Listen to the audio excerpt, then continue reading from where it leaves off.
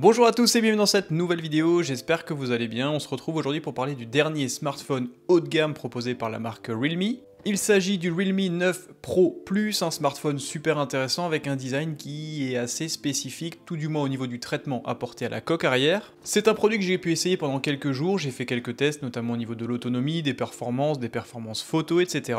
Et je voulais faire un petit retour quand même parce que c'est un smartphone qui est malgré tout plutôt intéressant, notamment avec un placement tarifaire assez agressif. Alors au niveau du coffret, il n'y a pas de particularité sur ce smartphone, vous retrouverez bien sûr un coffret qui est plutôt complet avec des accessoires de qualité, notamment un chargeur secteur plutôt performant. En effet, le bloc chargeur fourni d'origine avec ce smartphone offre une puissance de 65 watts, il est bien évidemment compatible avec la technologie Super Dart Charge qui est aujourd'hui bien connue et largement répandue sur la plupart des smartphones commercialisés par Realme, et ce bloc chargeur permet de recharger les 4500 mAh du smartphone de 0 à 50% en 15 minutes, ce qui est super confortable. Bien évidemment, vous aurez également un câble USB-A vers USB Type C de bonne section et de bonne longueur. Et au niveau des accessoires fournis avec ce Realme 9 Pro Plus, vous aurez également une coque de protection en silicone fournie d'origine, ça c'est toujours très sympa sur ce type de smartphone un petit peu exotique, où il y a finalement très peu d'accessoires en vente dans les magasins physiques en France, et bien évidemment le petit manuel d'utilisateur classique traduit en français. Concernant le smartphone à proprement parler, celui-ci offre une coque à l'arrière assez originale, assez spécifique. Celle-ci offre un traitement photochromique, ça veut dire qu'elle va changer de couleur, notamment dès lors qu'elle sera exposée à la lumière solaire directe.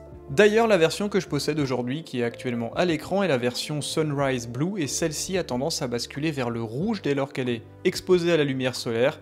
C'est assez original et ça change un petit peu de ce que propose la concurrence, même si bien évidemment ça ne révolutionne en rien l'usage du smartphone. Sur la face avant de ce Realme 9 Pro Plus, vous retrouverez un superbe écran de 6,4 pouces. Ça reste donc un smartphone qui est plutôt compact. Aujourd'hui, une diagonale de 6,4 pouces, c'est relativement compact et c'est plutôt agréable en termes d'ergonomie et d'utilisation au quotidien. Au niveau de la technologie embarquée, c'est encore une fois très bon, il s'agit d'une dalle Super AMOLED, donc des contrastes infinis, des couleurs vraiment agréables à l'œil, une très bonne lisibilité même en cas de forte luminosité à l'extérieur, ça c'est vraiment sympa. Et comme vous le savez, l'utilisation d'une dalle Super AMOLED, OLED ou AMOLED permet d'économiser un petit peu de batterie, c'est une technologie qui est un petit peu moins énergivore que du IPS LCD classique.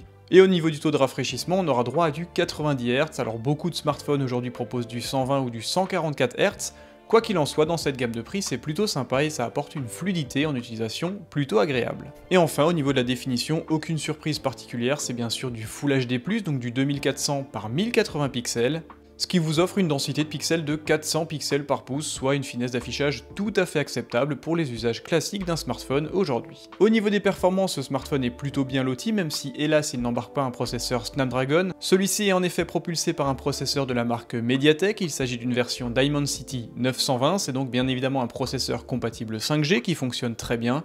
Les performances sont clairement au rendez-vous, que ce soit en performance graphique, montage photo, montage vidéo. Vous pourrez faire bien sûr tourner l'entièreté des applications disponibles sur le Play Store. Après, nécessairement, certains jeux ultra haut de gamme ne pourront pas tourner avec un maximum de détails. Quoi qu'il en soit, ça reste un smartphone vraiment performant et véloce au quotidien. Au niveau de la partie graphique, il s'agit d'un GPU Mali G68 en version MC4, encore une fois plutôt performant, et vous aurez droit en termes de performance pour finir à 8 Go de RAM et 128 Go d'espace de stockage. Au niveau de la partie photo, c'est un smartphone qui se veut encore plutôt polyvalent avec l'intégration de 3 capteurs photo sur la face arrière. Le capteur principal est un capteur qui est assez connu aujourd'hui, tout du moins depuis la présentation des derniers smartphones proposés par Oppo. Il s'agit en effet d'un capteur de 50 mégapixels de fabrication Sony. Il s'agit bien évidemment du dernier capteur fabriqué par Sony, à savoir le IMX766, qui offre vraiment des résultats assez dingues, notamment sur mon Oppo Find X5 Pro, et ce capteur de 50 mégapixels est directement couplé à une focale de 24 mm avec une optique à ouverture f1.8, donc sur le papier c'est plutôt bon.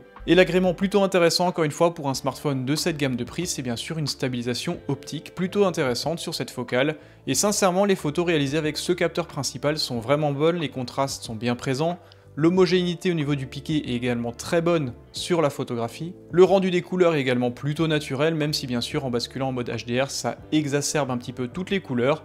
Quoi qu'il en soit, encore une fois, dans cette gamme de prix, ça reste un smartphone qui offre des photos très cohérentes. Après, dans cette gamme de prix, il est assez compliqué pour un constructeur de rester concurrentiel en mettant plusieurs capteurs photo qualitatifs. Là on a déjà un capteur principal vraiment concurrentiel, performant et qui est bien géré. Mais par contre pour la suite c'est beaucoup moins flatteur, on tombe directement sur un second capteur de 8 mégapixels seulement. Il s'agit d'une focale ultra grand angle, donc une focale de 16 mm avec une optique à ouverture f2.2, donc bien évidemment ça déforme énormément les perspectives et les géométries de vos photos. Il y a énormément de distorsion, il y a un manque de piqué qui est assez marqué, notamment sur les pourtours de la photographie. Quoi qu'il en soit, ça apporte une polyvalence au smartphone, vous pourrez faire des photos de groupes d'amis, de monuments et de paysages, notamment s'il n'y a pas assez de recul, donc ça quand même une fonctionnalité sympa. Quoi qu'il en soit, ne vous attendez pas à avoir un piqué très intéressant et une précision au niveau de la colorimétrie vraiment parfaite. Ça reste bien évidemment une focale plus accessoire. Et enfin, le troisième et dernier capteur photo présent à l'arrière de ce smartphone, c'est un capteur de 2 mégapixels seulement, donc on tombe encore au niveau de la qualité. Et il s'agit en fait d'un capteur destiné à la photographie macro, alors il n'est pas impossible que celui-ci entre encore en jeu lors de l'utilisation du mode portrait pour générer un bokeh ou un flou d'arrière-plan assez sympathique autour des sujets pris en photographie. Donc ça apporte encore une polyvalence au smartphone, mais encore une fois les résultats sont pas vraiment terribles. Au niveau du capteur frontal qui est directement intégré dans le poinçon sur l'écran Super AMOLED, on retrouve un capteur plutôt costaud pour le coup. Il s'agit d'un capteur de 16 mégapixels avec une optique à ouverture f2.4 et pour la partie selfie, l'appareil se défend plutôt bien. Concernant la partie vidéo, comme la plupart des smartphones commercialisés depuis quelques mois, ce smartphone a bien évidemment accès à la 4K, on pourra filmer en 4K à 30 images secondes uniquement, pas de 4K à 60 images secondes. La stabilisation n'est pas vraiment excellente, c'est une stabilisation qui à mon sens est électronique et non pas optique. Cependant ça permet de faire des vidéos notamment en plein jour de bonne qualité avec une captation sonore qui ma foi est plutôt bonne. En parlant de captation sonore, parlons également de restitution sonore. Ce smartphone offre 2 haut-parleurs stéréo compatibles Dolby Atmos, donc ça c'est encore un point plutôt intéressant sur un smartphone de cette gamme de prix. Il est en effet assez rare d'avoir 2 haut-parleurs avec une bonne qualité, une bonne immersion qui englobe assez comme ça le visage de la personne qui écoute, c'est plutôt sympathique. Et pour le coup, le Realme 9 Pro Plus le fait très bien, la partie audio est donc plutôt bonne.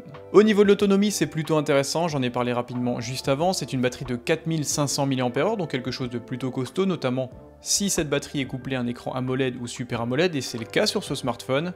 Et le bloc chargeur fourni d'origine compatible Super Dart Charge permet de recharger le smartphone de 0 à 50% en 15 minutes, soit le temps de prendre une douche. Bref, c'est tout à fait confortable au niveau des performances. Au niveau des autres paramètres, il n'y a rien de particulier sur ce smartphone, il est bien évidemment compatible 5G, vous l'aurez compris, Bluetooth en version 5.2, Wi-Fi en version 6, module NFC. Ce smartphone est également dual SIM.